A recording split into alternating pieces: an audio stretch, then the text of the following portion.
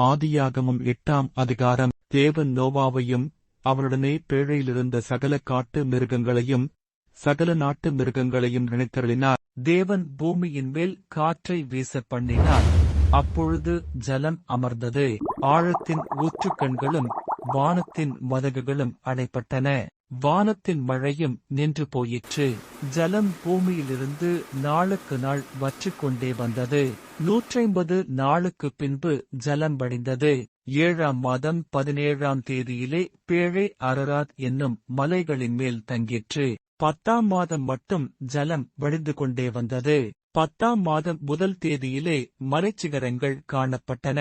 40 நாள் சென்றபின் நோவாதான் பேழையில் செய்திருந்த ஜன்னலைத் திறந்து ஒரு காகத்தை வெளியே விட்டான்.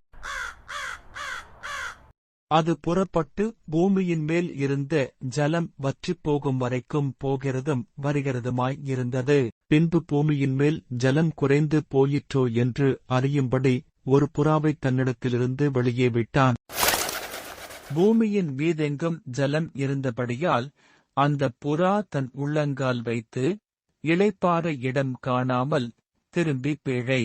அப்பொழுது தேவன் நோவாவை நோக்கி, நீயும் உன்னோடே கூட உன் மனைவியும் உன் குமாரரும் உன் குமாரரின் மனைவிகளும் பேழையை விட்டு புறப்படுங்கள். உன்னிடத்தில் இருக்கிற சகலவித மாம்ச ஜந்துக்களாகிய பறவைகளையும் மிருகங்களையும் பூமியின் மேல் ஊறுகிற சகல பிராணிகளையும் உன்னோடே வெளியே வரவிடு. அவைகள் பூமியிலே திரளாய் வர்த்தித்து பூமியின் மேல் பலுகிப் பெருகக் கடவது என்றார். அப்பொழுது நோவாவும் அவன் குமாரரும் அவன் குமாரரின் மனைவிகளும் புறப்பட்டு வந்தார்கள். பூமியின் மேல் நடமாடுகிற சகல மிருகங்களும் ஊறுகிற சகல பிராணிகளும் சகல பறவைகளும் ஜாதி ஜாதியாய் பேழையிலிருந்து புறப்பட்டு வந்தன.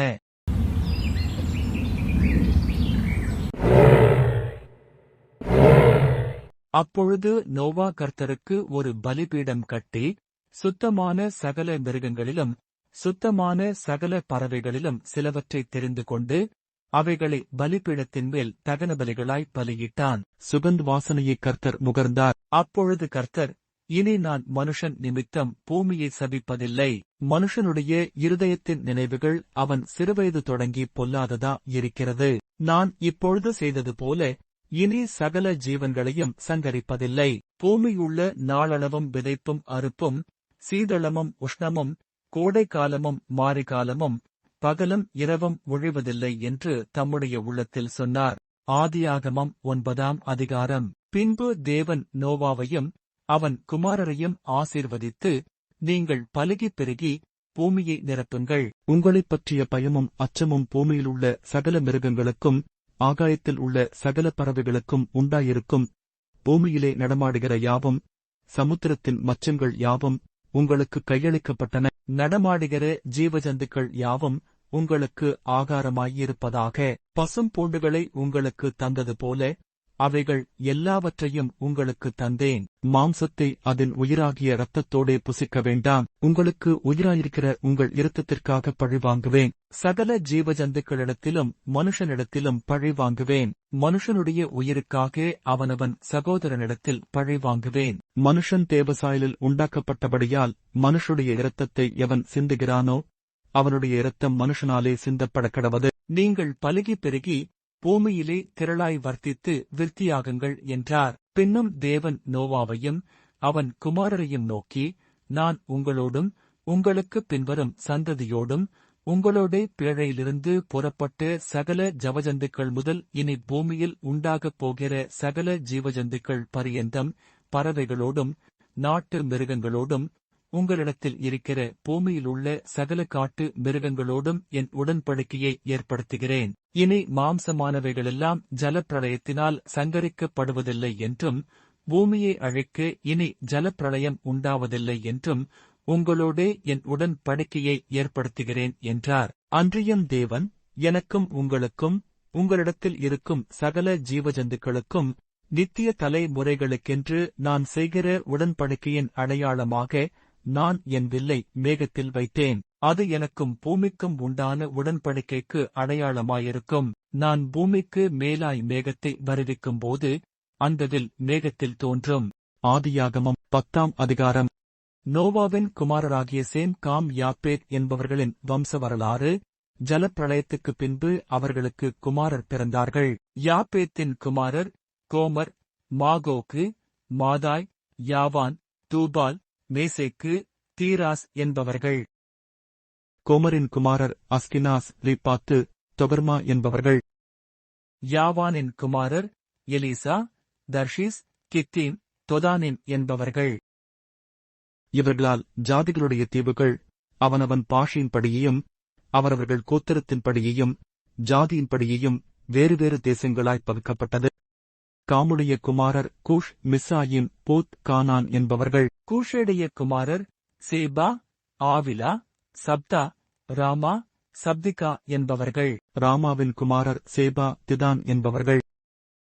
கூஷ் நிம்ரோதை பெற்றான். இவன் பூமியிலே பராக்கிரமசாலியானான். இவன் கர்த்தருக்கு முன்பாக பலத்த வேட்டைக்காரனாயிருந்தான். ஆகையால் கர்த்தருக்கு முன்பாக பலத்த வேட்டைக்காரனான நிம்ரோதைப் போல என்னும் வழக்கச்சொல் உண்டாயிற்று.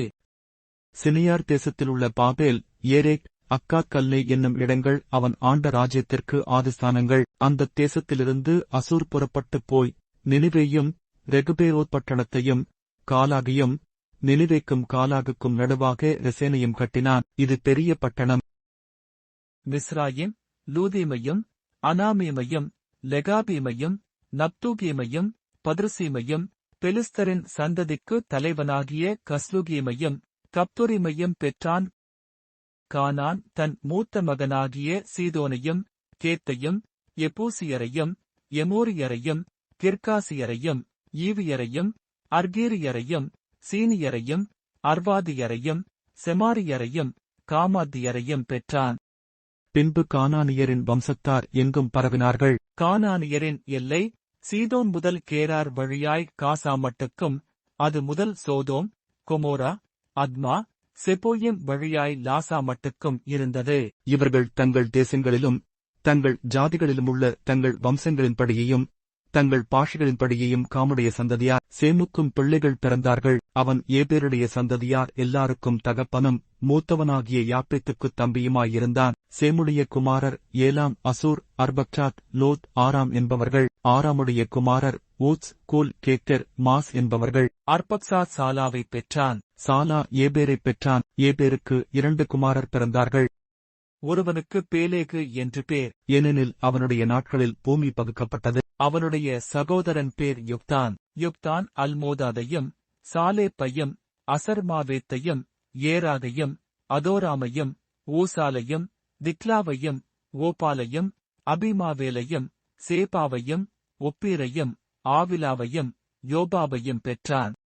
இவர்கள் அனைவரும் யுக்தானுடைய குமாரர். இவர்களுடைய குடியிருப்பு மேசா துவக்கி கிழக்கேயுள்ள மலையாகிய செப்பாருக்குப் போகிற வழிமட்டும் இருந்தது. இவர்களே தங்கள் தேசங்களிலும் தங்கள் ஜாதிகளிலுமுள்ள தங்கள் வம்சங்களின்படியையும் தங்கள் பாஷைகளின்படியும் சேமுடைய சந்ததியார். தங்கள் ஜாதிகளிலுள்ள தங்களுடைய சந்ததிகளின்படியே நோவாவுடைய குமாரரின் வம்சங்கள் இவைகளே. ஜலப்பிரளயத்துக்குப் பின்பு இவர்களால் பூமியிலே ஜாதிகள் பிரிந்தன.